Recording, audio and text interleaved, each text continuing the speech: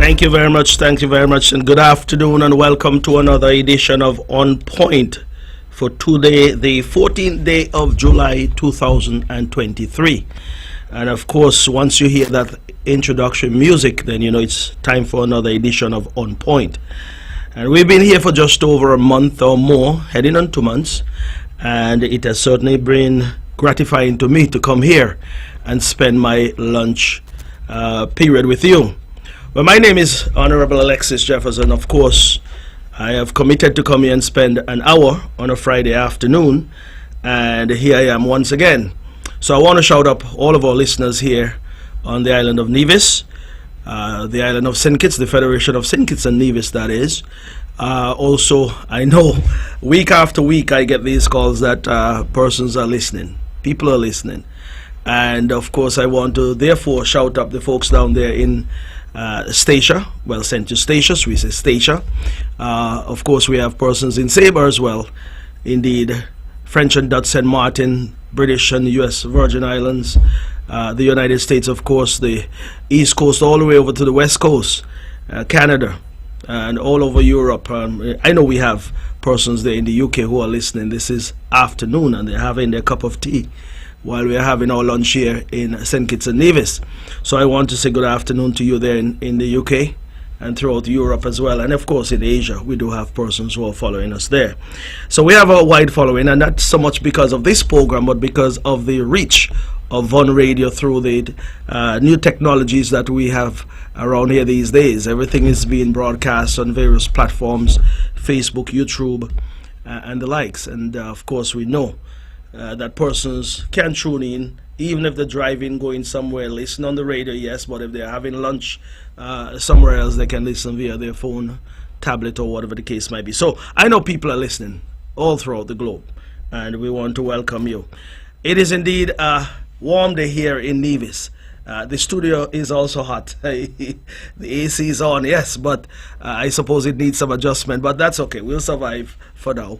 But the weather is beautiful outside. It's hot, yes, but it's also getting green here on Nevis in terms of the vegetation, because we've had some showers, and those showers of blessings have transformed Nevis from just about a month ago from being brown to some extent, and it's now green. The lawns are looking good, the plants are looking healthy, and this is perhaps a good time to plant something as well. I've always encouraged persons to plant something, anything. Even if you're not the one to benefit from it at this point in time, ultimately someone else may very well benefit, because I always say that all of the mangoes that we're eating these days, these trees have been around for so long. They were planted by our grandmother, grandfather, someone before us, and we are the beneficiary of those trees at this point in time. So if you were to plant something now, someone who comes after you will certainly benefit, and it is how you ensure that a legacy continues. Legacies can be enjoyed or benefited from in many ways: spoken words or some material, something, yeah, that have an impact and influence for years into the future. So I encourage one and all as well, again, to go ahead and plant something, and you will be certainly happy and rejoice when it starts producing. Because if you're picking a mango now, if you're picking a guava, even a jelly, then you know how gratifying it is when you pick that particular fruit or vegetable. So yes, that was my encouragement there. So at this point in time as well, we normally would send out our greetings in terms of condolences, and both the greetings. I know quite a number of families out there grieving at this point in time. And indeed, just prior to coming on, you'd have heard some announcements as well. And I want to express my profound sympathies to all who are grieving at this time. It is always a difficult time to lose someone, yes, because when someone passes away, that's the final time you'll see them is when that coffin is closed and they're laid to rest. But indeed, cherish all those memories. I want to point out one person who I have had some interactions with over the years, many years. Since my days at TDC Rentals, I used to go up into Golden Rock and those areas to deliver cars. And then, of course, when we started this pool business, most of the persons up in Golden Rock and other parts of the island, who are affluent enough, would have a swimming pool, so would have gone up there and met this gentleman by the name of Buck. Well, his last name is Brown, but I never call him by his first name.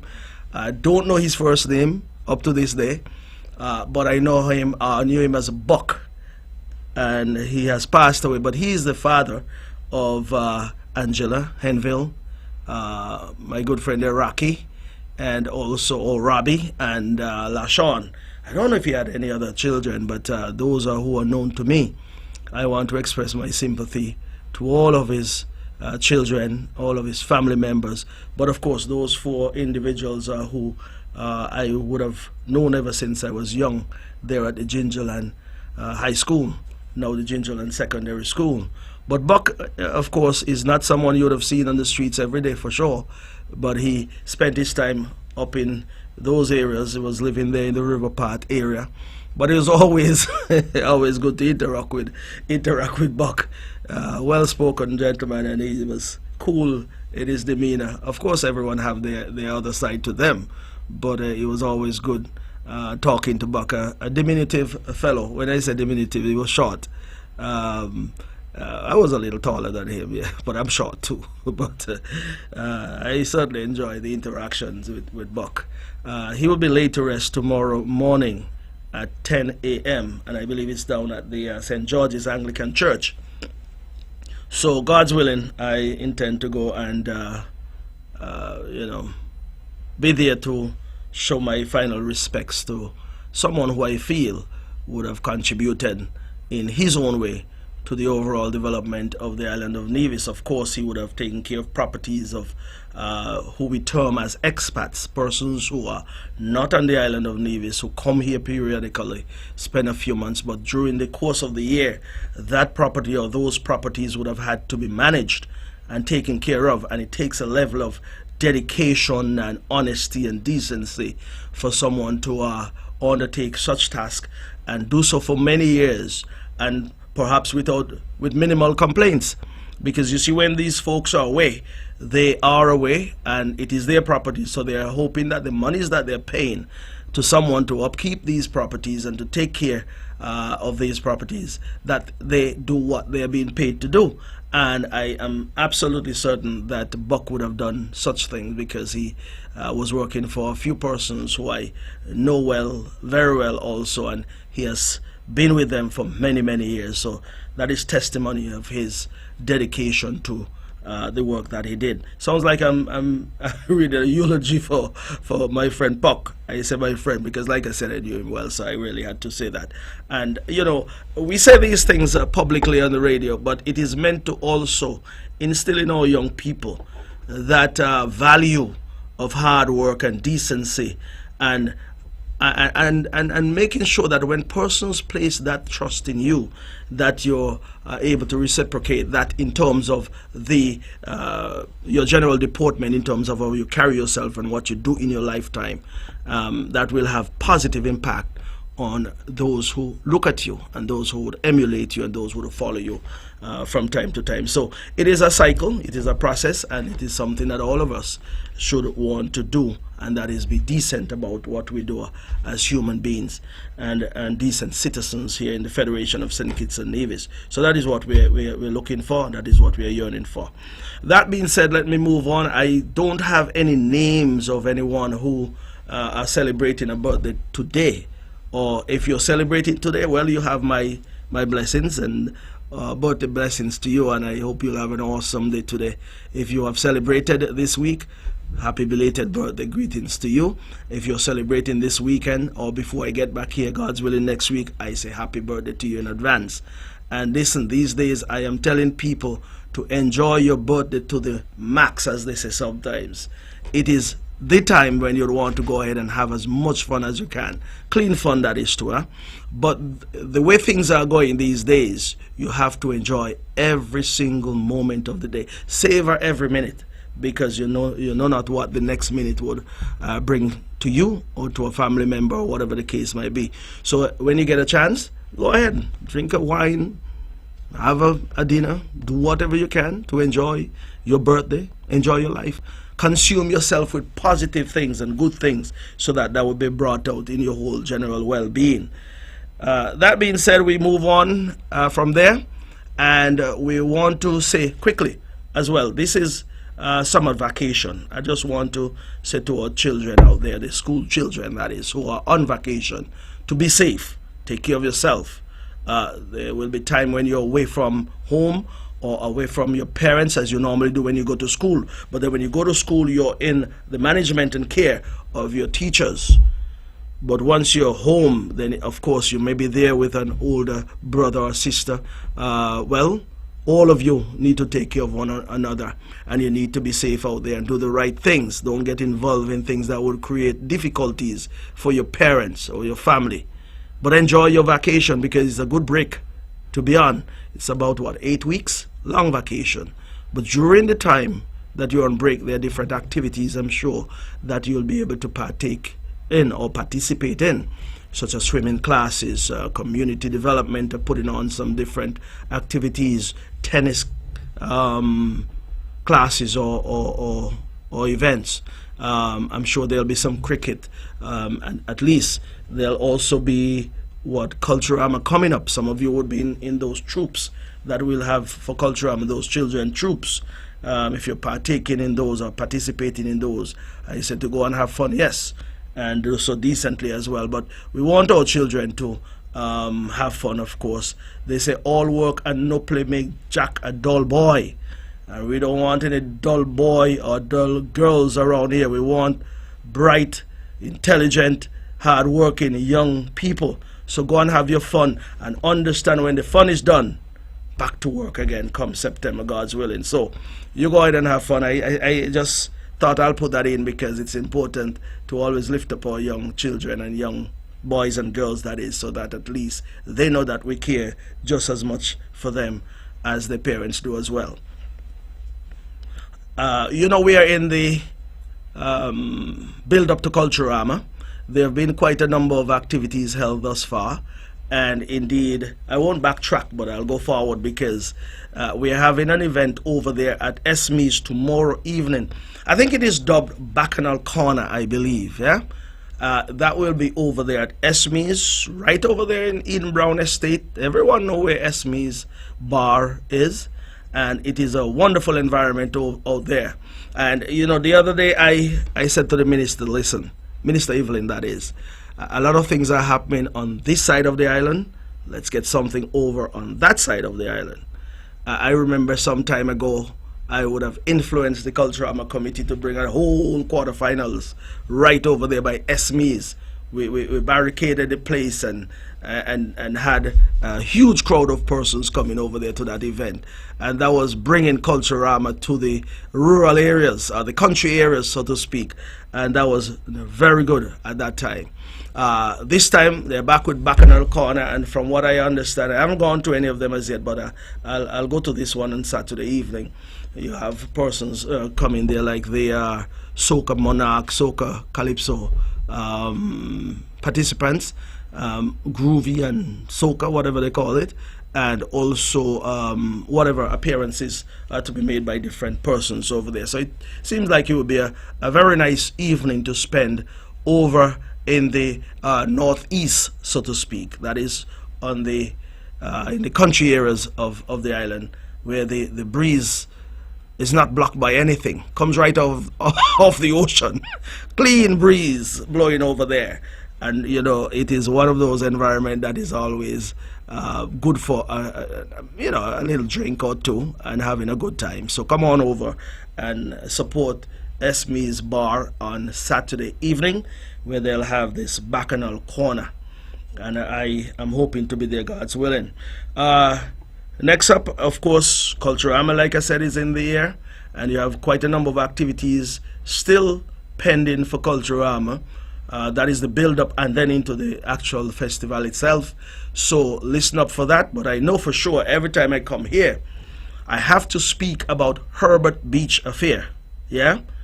In the past, you know, we come here just a few days before the event and start talking about it, but we don't have to talk about it. People know about Herbert Beach Affair. We've been over there for the last 24 years, having that activity, that is. And this year will be no different. We're starting the preparation work in terms of cleaning up the area that we normally would utilize. We start those cleaning process on Wednesday of this week coming. So we're going to start the preparation, and then of course we go into the other infrastructural work to be done to ensure that the area is good and welcoming. That being said, those persons who generally would have booths over there, you can give me a call. Let me know whether or not you're interested in carrying on that activity this year again, meaning selling food, drinks. Let me know. I'll have to document those because normally we have about 10 booths, and of course we have persons who perennially come there, and we make preparation for them. So you just let me know. I know about 2 or 3 persons have already indicated that they are indeed coming this year. So, and they know why they come, because a lot of money does be spent and made over there. Yeah. So, and not only that, everyone who knows about this activity that is held from 12 midday on August Monday until 12 midnight, they know that is where all the roads will lead to. And that's where most, if not all, of the persons who are trying to enjoy themselves that afternoon, going into the evening, that's where they'll come. So we're going to welcome you on the 7th of August. Indeed, like I said, the booths, let me know about that. We'll have Bouncing Castle this time around. We will reintroduce the Greasy Pole as well. I think I mentioned that last week, but it bears repeating because, the same way you will advertise an event over and over again so that those who don't catch it first time around will catch it on the second airing, or even the third, the fourth, the fifth. So every time I come, I'll speak about these things so that we know what we're building up towards and what we should expect come the 7th of August at the Herbert Beach. The beach needs to be clean. We'll take care of that as well.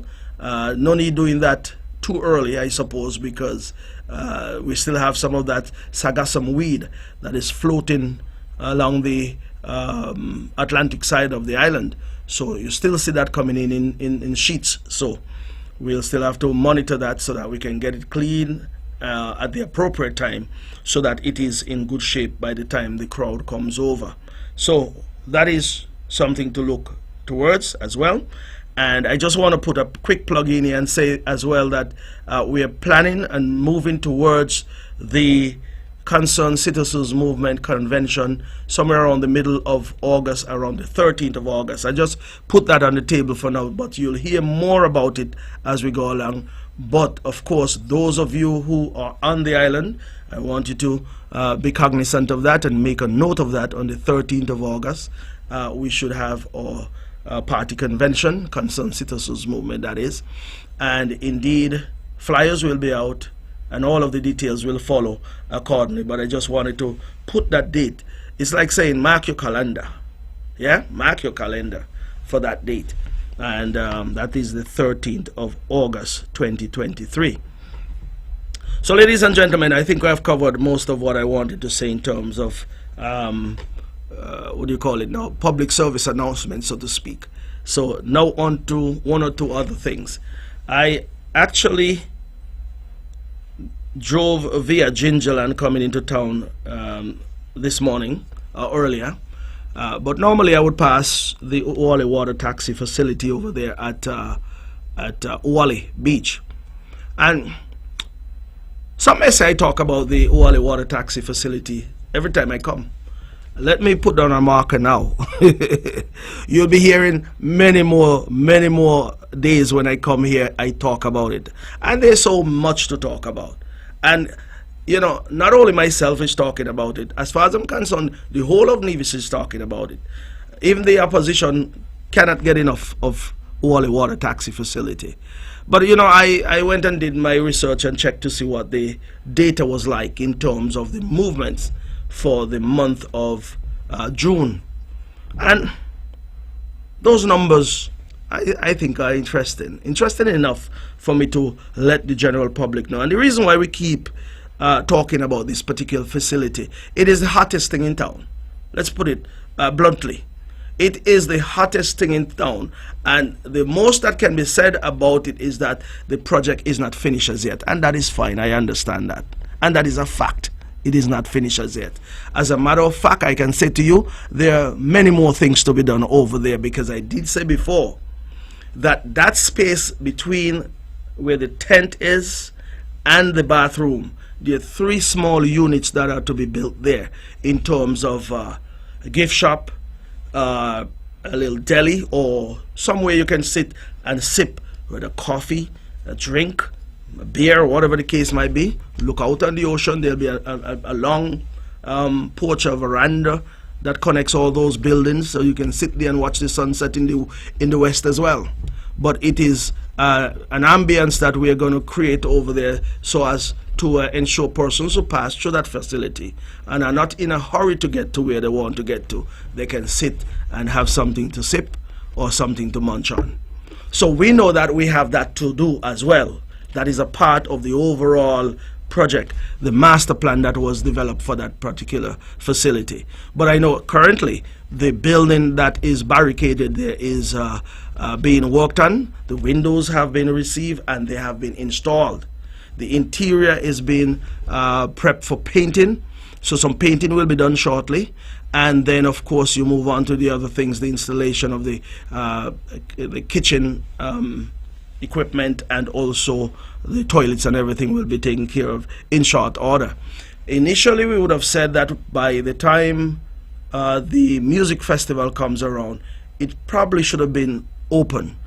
We had some delays with the arrival or the sourcing of the windows, because there's a particular style of windows that we wanted to put in that building. Nothing that you wind up, as they say, or push up, but these wide or broad panel windows where you can see the ocean and get a good view of the ocean, because when the ocean is calm, it is a sight to behold.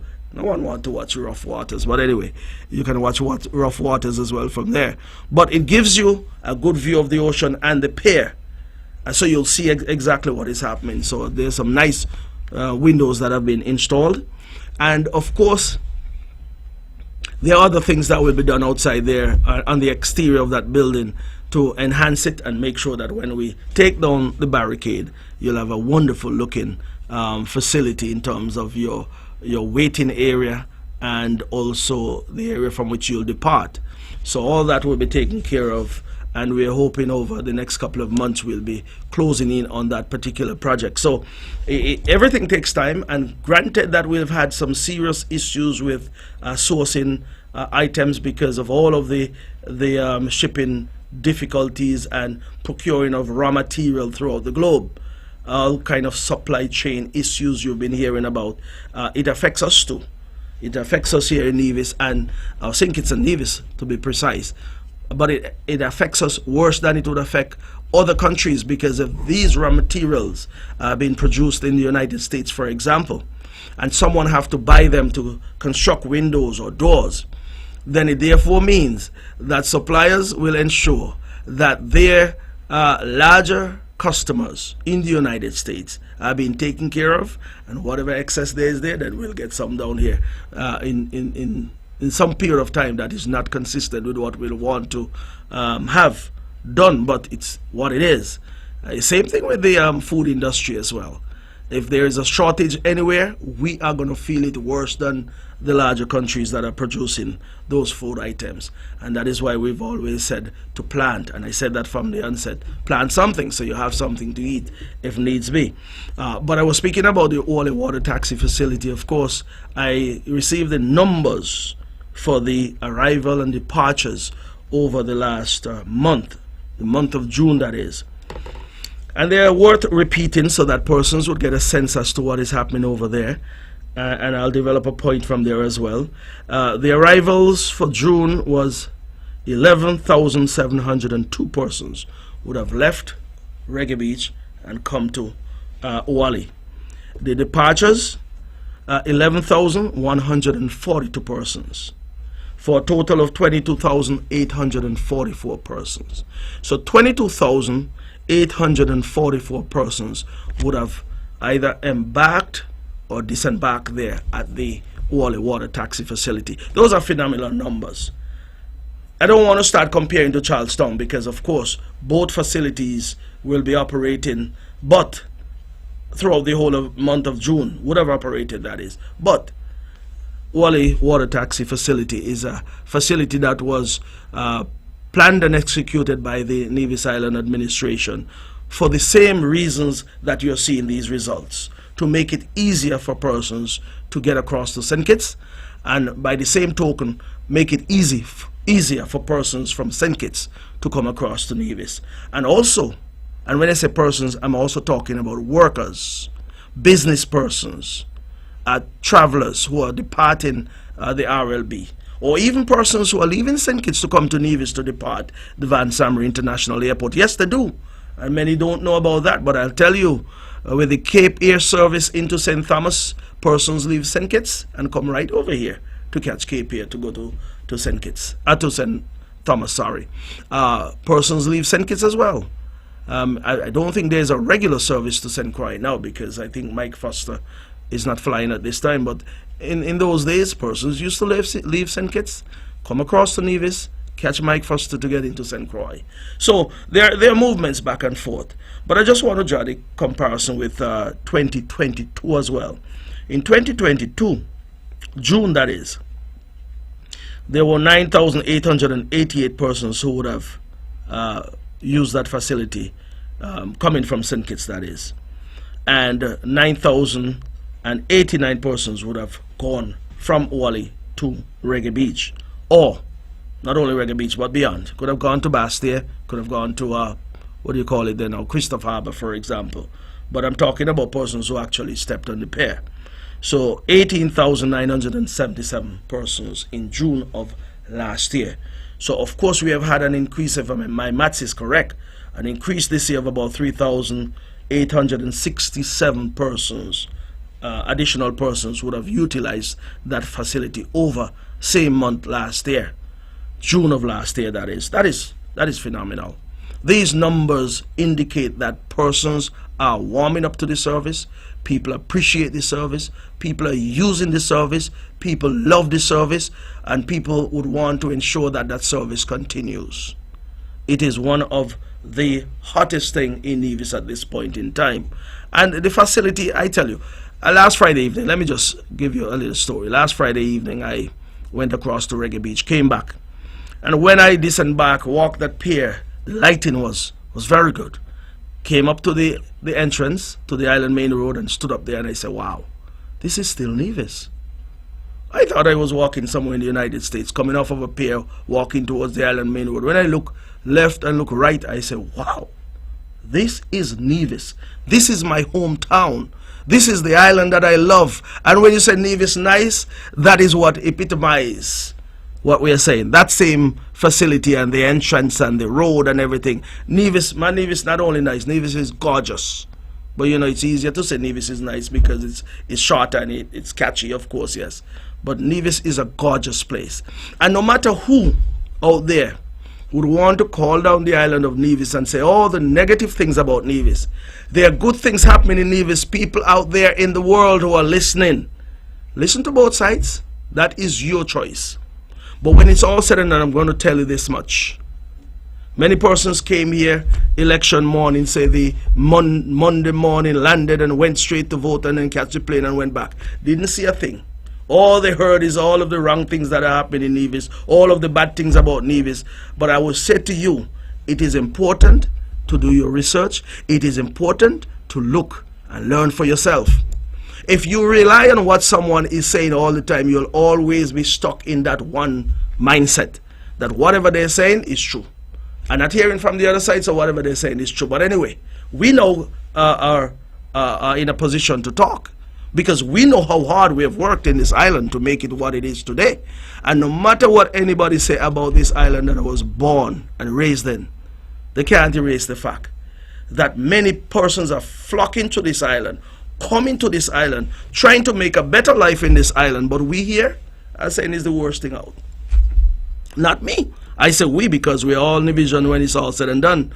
But you have two different sets of people here on the island of Nevis.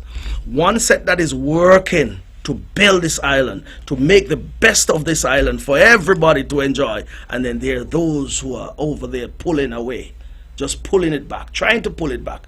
Pull it back for what? To whose benefit? Why would you go out there and say the worst thing about your island and let it be broadcast throughout the world? And you know, things travel fast. You have Facebook, you have Twitter, you have all of the other social media platforms out there. Why would you go out there and say the worst things about the island that you were born and raised in? What has this island done to you? You claim to have gotten so much out of this island, but you have the worst to say. Nevis and Nevisians, we are bigger and better than that. If things are not going the way that they should go, of course, we have an opinion, we can express it. But every day you hear things are so hard, things are so difficult. You know, I said to persons via these microphones some weeks ago, these numbers that I just read out, there's a reason why I keep repeating them. Because there is an opportunity available to everyone out there through these numbers. And what I mean an opportunity, 22,000 persons would have embarked and disembarked. What can you do to capitalize on even 1,000, 2,000 of these people? What can you do? There are persons out there who are benefiting right now. Taxi operators. When persons come and they don't have any arrangements made, they will get a job to do. Of course, our restaurant and bars here on the island of Nevis are benefiting. Indeed, we can start with the operators, the owner and operators of these water taxis. They make money. Just imagine, multiply those numbers by $40 or whatever the case might be. I don't even know what they charge now. I paid $60 for a round trip the other day, so I can, well, probably say it's $30 now. I don't want to give out a price that I don't know. Maybe I just got a good deal. I don't know. But when they ask me to pay, I just pay and I got. But I paid $60 for a round trip. That being said, the operators are making money. They employ persons who are making money. With those monies, they would go then and pay their mortgage, pay their rent, buy their food, send the children to school. Of course, the children are home right now and they eat a lot when they're home. So I know they'll be spending a little bit more. And of course, pay whatever they owe to inland revenue. Pay all sorts of monies are derived from these businesses that operates over there, because they have to pay social security, they have to pay inland revenue, whatever taxes they owe, they have to insure their boats, they also import certain items that I'm sure they use on those boats, so customs make some money. They also have to repair them, so the mechanic that work on those boats make some money as well too. So it is a huge business over there. It's nothing simple. And I told you already, I can come here and talk all day about that pier, because it is not anything, a fly-by-night, a small little venture. It is huge. And that is why I said from day one that the government must be in charge of a facility like that to ensure that the entire island benefits. Not just one man, not just one entity, not just one person, or whatever the case might be. Every single person should benefit. So I've been saying to those out there who have a lot to say. You know, there's some of them out there who remind me of my grandmother's old wooden spoon. You know that pot spoon? Dip it in every pot that she cook. Mixing up everything, mixing up corn, mixing up rice, cooking soup and turning up the soup with it. They have an authority and every opinion out there, just like the old pot spoon. Dipping in every pot.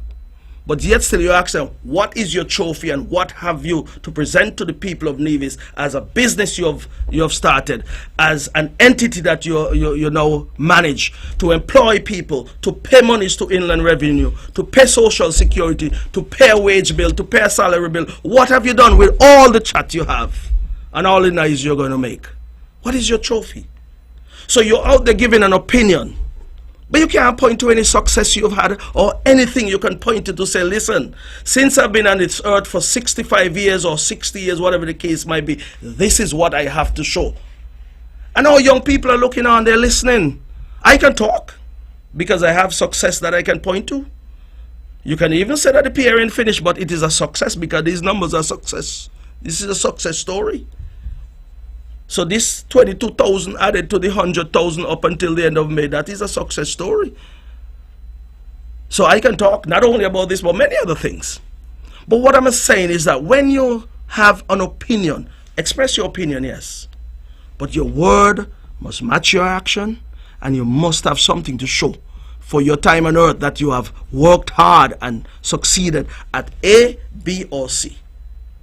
If you have nothing to show, me, I can't listen to failures. I will not listen to failures because there's nothing wrong with failing, you know. Don't get me wrong. Young people, don't get me wrong. What my grandparents used to tell me, you can fail, yes, but they tell me nothing beat a success but a failure. So once you fail and you go at it again and you succeed, that is where success will trump failure any day. But when you fail and you keep failing and you continue to fail and you fail and you fail, well, what do you expect? All young people cannot look up to you or listen to you or think that you're telling them anything of substance. You know, I'm going off script a little bit, but that's okay. It's a radio program. Sometimes you come and you drop down some notes and you go beyond those notes. But that's okay. I am saying to you, am I being heard? Yes, okay, good. Almost seemed like my headset was giving a little bit of problems. But yeah, sometimes, you know, you go off script because, you know what it is. I've been at this thing here for a number of years, and I love it. I love to talk, even though I don't talk as often as I should. But that being said, I decided to speak this way because that is what you have to do sometimes. But let me go on quickly to the poultry business for 1 second, make a point there as well. You know, the government had this groundbreaking ceremony a few weeks ago. And we have said what we're offering to potential farmers. And if I were to just touch on those quickly, because it is important, I'm going to make a point here. We said that the government is putting together an incentive package for those persons who intend to get into the broiler production business. We are saying that for your first 5 years of operation, the materials that are needed to build your structures, your pen or your barns, your storage area, your materials would be duty-free. We have said that the importation of feed and products needed for your birds, that will be duty-free for 5 years. It also includes importation of your chicks as well. We did say that we'll be working with the Taiwanese, will be working with us, the Republic of China, Taiwan, and their technical mission in terms of starting a hatchery and so forth, so that at least birds can be made available to all potential farmers. We also said that you'll get a vehicle, an appropriate vehicle, one, for your 5 years, over that 5 years. Remember, you have to move your feed and other materials, so it's an appropriate vehicle like a pickup, duty-free, one for the first 5 years. Any taxes will be waived for those 5 years as well. And also, there'll be concession on water and electricity. Things that, these are items that are resources that were needed for sure during your operations over those 5 years. Lots of water and electricity, of course, light for your lighting and so forth. So, that being said, there's a point that I want to make here. I am hearing persons talking. There's a certain person who is saying that they actually had a business going sometime in the past. Okay? But you want me to say this? I want to say this to all those who are potential farmers. One of the reasons why people fail is because they think that they're smarter than others. Huh? And what I mean by that is this. That individual had a market, so to speak, with our supermarkets here. Which is good, because our supermarkets are always clamoring for locally produced products, whether it's vegetables, fruits, whatever we produce up there at the abattoir. And of course, local chicken is always in great demand. So, that was a privileged market. But you know what happened? If they were selling chicken to the supermarkets for $10 per unit, by way of example, they down on their farm selling the same unit down there for $6. So you're selling for $6 down on your farm, but you're selling to the supermarket for $10. Undercutting the same entity or the same business that you rely on. But who is going to suck up to that? It makes no sense. So you have chicken sitting down in the fridge at the various supermarkets here for days, but you're down there selling at 6. They're sitting for 10 and maybe at 12, because if the supermarket buy it for 10, they have to add on maybe $1 or something to make a little profit to pay electricity bills and workers, that kind of thing. But you're down there selling for $6 down on your farm. So what do you think the supermarket gonna do? Bring in chicken from overseas and then sell for $5 to shut you down? It's as simple as that. That's why I say one smart died at two smart do right there and then. Yeah? You cannot do that to any entity, and that is why I'm making the point now to all people who will get into this business. If the government is offering you all of these incentives, there's a reason why the government is doing it. It is creating a business opportunity for you. It is creating that relationship. We're going to work together on this. You produce the birds, we'll slaughter and then get them to market. And so if you go down on your farm and the government is offering you all of these incentives, I'm talking about concession on material, concession on feed, concession on a vehicle, waiving taxes, concession on water and also electricity. The government is inputting all this, and they're saying to you, go out and start your business. Go out and raise your birds. Go, and when they mature, 6 to 8 weeks, whatever the case might be, bring them back to the slaughter facility or the processing plant. That is how the government will end up making something as well out of all of these concessions that you'll receive. So, if you go down there and start selling chicken on your farm, it therefore means the government would have given all these concessions, and there's no reciprocity.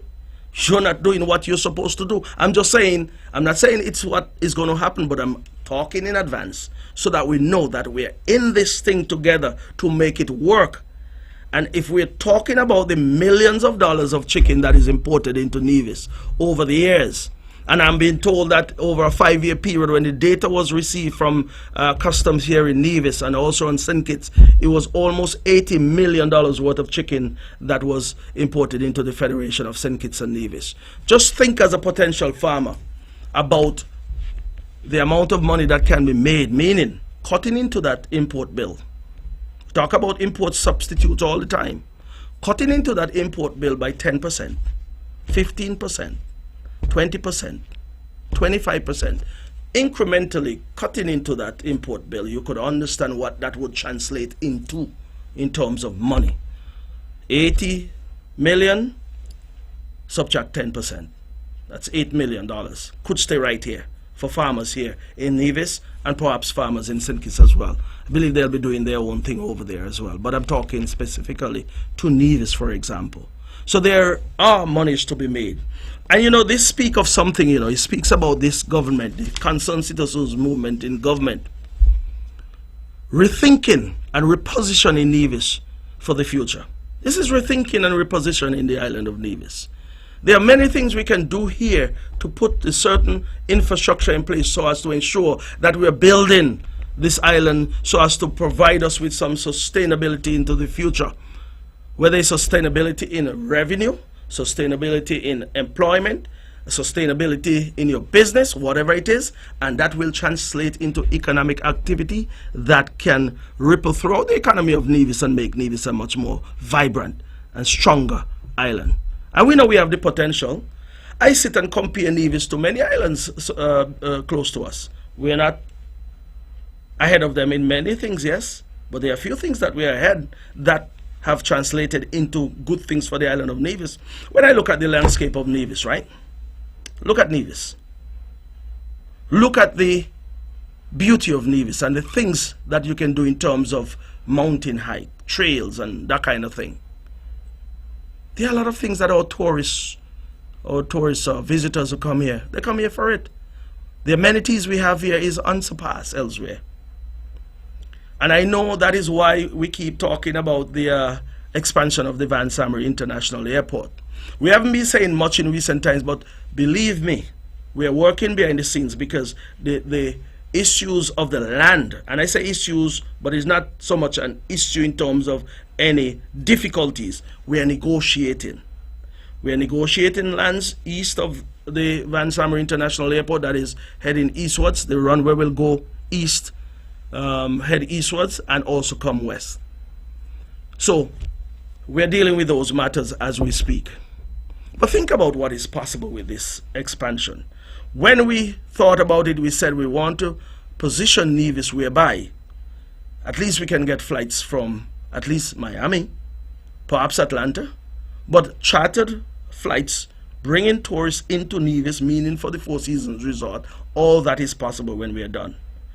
But more so, what my research have shown me is that throughout the aviation industry, lots of people are now traveling via private jets.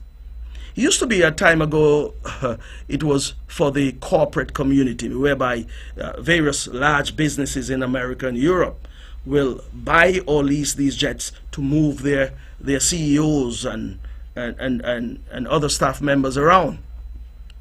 But since COVID-19, based on the data that I've seen, they have seen an increase in the amount of persons using private jet service, and that has increased by over 300%. The average person out there who used to fly commercial has gone private, and they're not turning back. That is the indication we're getting from the private jet market. And of course, if you look at what is happening, because they do a lot of tracking of flights here and there, a lot of private jets are heading into the Caribbean. Nevis is not in the position to receive them as yet, but we will be. We will be. And for those who are opposing the expansion of the Van Summer International Airport, I will say to you, if Nevis is so nice and you want to see Nevis progress, well, why would you want to demonstrate, talk negatively, or even call down the process? You already said as a party that the name has to come off for you to do anything about it. The name ain't gonna come off because you won't get a chance to do anything to it. We'll get a chance to do so.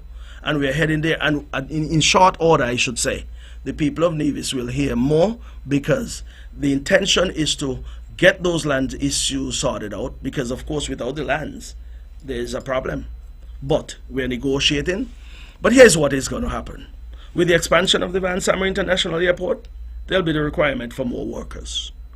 There'll be the requirement for more workers, meaning customs officers, port security, airline attendants, perhaps cleaners, perhaps persons who would refuel these aircraft when they come here. A lot of different areas will see an increase in the amount of demand for work. What happens out there as well will be increased revenue. No if, no butter, maybe about that.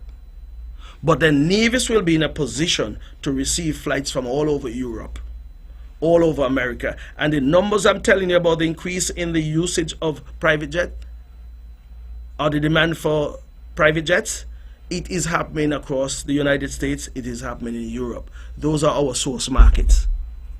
People are now taking up their families and say, listen, I'm not going to be crammed up inside of a tube, a commercial jet tube, to fly down here with 150 persons. I am flying with my families of 4, families of 6, and I'm flying comfortably, where you can drive up to the plane in a limousine, for example, and you're met on board with a glass of champagne and you sit in luxury and fly down to Nevis. That is what is going to happen once we complete the expansion of the Van Summer International Airport. And let me go further and say, well, we'll be lengthening the runway. When we are done, we'll get just about 5,500 feet of runway, 5,500. Currently, it's about 4,000, just about 4,000 feet. We'll be widening that runway. It will be strengthened, meaning the asphalt that will be used will be of a particular standard that will be of the strength, that is, to accommodate heavier aircraft. And indeed the lighting system, the communication system, there'll be a new apron built. The one that exists over there will be torn up and rebuilt or resurfaced.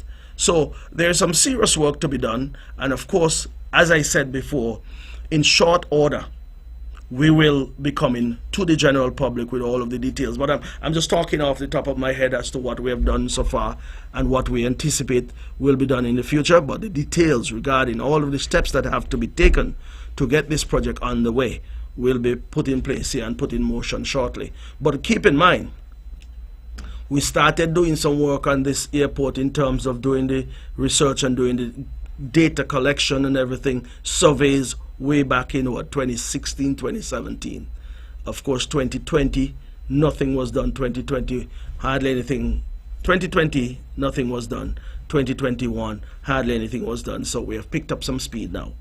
And with that being said, we're hoping that at least over the next year and a half, 2 years thereabout, we should have an airport. And I'm talking as if everything is going to fall into place as it should. And we're hoping that once we get going, it would be about a 15 months construction process. Yeah. So I'm talking positive because I see us moving in a direction whereby the people of Nevis are looking for results. Yeah. Talk that gets results. And that is what we're going to present to the people of Nevis. So those who are opposed to this airport, just as you were opposed to the Uwali water taxi facility, you see the results that we're getting out of the Uwali water taxi facility. The same type of results we're going to get up there at Van Samri. I'm not saying we're going to get 22,000 persons coming in every month, but at least there will definitely be an increase in the movement up there, because we have just a few airlines flying in and out of Van Samri at this point in time. But keep in mind, not too many will come with the way the airport is at this point in time and the runway and that kind of thing. We haven't gone ahead and done any additional work on the runway because, of course, that will be torn up and resurfaced in short order. So there's no need to extend the kind of monies that would take at this point in time. But I know once it's all said and done, there is an adage, an old adage that is out there, and a saying that goes something like this: you build it and they'll come. There's no if, no but, maybe about that. We built the Uwali water taxi facility, and boats have come. Boats, plenty of boats, and plenty of people have been using it. So, you know, it's just what we do here in Nevis. We're inviting, and everything here is just nice. So people keep coming, people keep going. But that's it for that particular thing. I just wanted to touch on that because, as I said before, all that we're trying to do, whether it's the airport expansion, whether it's the movie industry, whether it's the poultry or the broiler project, whether it is even the loans that are being given out down there at Sidu, the partnership that we would have established with the Republic of China, Taiwan, where $5 million was procured from the Taiwanese to off-lend to all young men up to 35 years, or young and old women. Young and old, anyone. Once you're a woman, you can benefit from a loan from SIDU to start a small business. And I don't have the data on that. I need to call and ask and see how many persons have benefited and the type of businesses that have been established. I know I can speak of one, and I hope Von Radio don't charge me for this particular advertisement. But I usually go down to the Pennies, the Malcolm Gishard Park, and sit right at the window there, a place called Sip and Seal. Yeah, and I get a smoothie, or I might drink something on the rocks there too, because they have some stuff they sell there on the rocks. So sometimes I take a sip, not no more than a sip or a gulp. But you know, that's one of the businesses I believe would have benefited from this particular loan facility. So I'm asking persons to patronize. I'd love to come here and call all of those businesses so that we can go and patronize them, because they have taken a loan and we want them to pay it back so that that fund can be a revolving fund and other persons who come along can benefit as well. I remember back in the day when SIDU had money, $1 million went out to businesses, NRP businesses, and I'm going to be clear about it. A lot of NRP businesses, and they don't pay back 1 cent. Not 1 cent. And I know the facts because the data was there when we got to government back in 2013. Some got $25,000 and didn't look over the shoulder, as the old people say, and pay back 1 penny. So that fund went dead, empty. And then they're up and down talking about small business. Oh, small business. Small businesses must understand that if you go to the bank or any institution to take a loan, especially SIDU, which was geared towards small, or which is geared towards small businesses, you must think about the next man too. You know who would come along and want a $25,000? Because if you take $25,000, it is incumbent upon you to go back and pay back that monies or those monies, so that someone else can come and get, or you can go back and get too. But if you use up the money, you dry up the funds, and then you expect the government to just pick up $1 billion off of the street and put it back into SIDU, it's difficult. I don't see any tree around here where you could pick mangoes, but I never seen a tree you could pick any money off of. So there must be a sense of responsibility on your part. And then I need to give these small business owners a little bit of tip too, you know.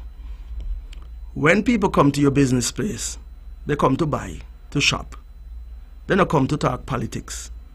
And you cannot be a businessman in Nevis, a small businessman, and go downtown and cuss off the same customers who you expect to come and buy from you. I'm being practical and I'm being straight up with this. You're going to meet them. You don't want to say good morning. They say good morning to you. You don't respond. You go on Facebook and say the worst thing about the same customers that you expect to come and patronize your business. The world don't operate like that. You must have a sense of, how should I put it? You must have some common decency, if I were to put it that way. And understand that the same customer is who you would want to rely on. So if you don't see them, that they're not coming because of your price. It's not necessarily your price. It's your attitude. Your attitude must be consistent with what you're trying to sell. You're selling good products, have a good attitude then, and display good attitude. But you can't cuss me on the street and expect me to come and shop. I go into the next person who takes my money and don't utter a word but other than to say thank you. Thank you for your business. You must appreciate your customers. That is the first thing you have. You need a customer base to be successful in business. That is the first thing. I was over there at Caribbean Pools, and everybody who came in there when I won in 2011, whenever I got into politics, when they come to talk politics, I tell them I'm going 4 Seasons to go do something. I'm going up Rollins, I'm going Ginger, and I'm going somewhere, just out of town, because I wasn't talking any politics over there. You don't bring that into your business. You must understand that everybody have their opinion, yes, but you don't have to share it with them. You don't have to get involved with them. But from the time you start to talk politics, you're going down the wrong road, and your business is bound to fail. I'm going to tell you that much, because Nevis, the culture of politics is one that runs deep in all of us, and many persons act accordingly. And I will say to you, anyone out there with a business, all of us are willing to patronize you, but you can't abuse us when we come in your place and expect us to come back. So that's the first thing you have to note. And that is just a little bit of advice to those out there who have small businesses. You might be struggling for the wrong reason, and that is because you're not appreciative of the business that people bring to you. Just a word to the wise, and I'll leave it as that. Anyway, we're almost done. I've been talking, but just about 1 o'clock, I believe, 2 o'clock, sorry, just 2 minutes to 2. And I just want to remind persons about that event over by Esme's. Oh, by the way, before I go, someone called me and tell me I guess I won last night at another station. Don't even worry about that. Listen, I am the Honorable Alexis Jeffers. As a matter of fact, let me add in Zook as well, because Zook is my legal name. And who don't even know, go down in the registry and check it out, huh? Because there are people who are saying things and calling me my name, Zook, and think that is okay. But Zook is my legal name. And there have been people who I've been listening to them and documenting these things. I got 6 years to do something about some of these things that I've been taping and recording, yeah? So I have nothing else to say other than that. But in terms of the word, listen, I tell you already, there's nothing anybody can say to me that I haven't heard in this island, yeah? I know if a failure is coming and saying things about me, I have no need to repeat anything or respond, I must say, because they don't fail. And they want failures to come along with them, but I have succeeded and I'm staying on the path of success. So whatever they say, don't even call me and tell me. Because one thing I can say to you is that if a person has failed at all of the things that he have tried, he as well, or she, will also fail at coming at me and expecting me to respond. They'll fail at that too. Everything. So, that being said, I want to say thank you very much for listening this afternoon. It was indeed my pleasure being here. And of course, I will say that we'll be back here next week, God's willing, same time at 1 p.m. for another edition of On Point. Thank you very much. Have a wonderful and safe weekend. We want you to be alive and well to continue to contribute to the success of this island. Thank you very much, and may God continue to bless us all here on the island of Nevis. All the best. Goodbye.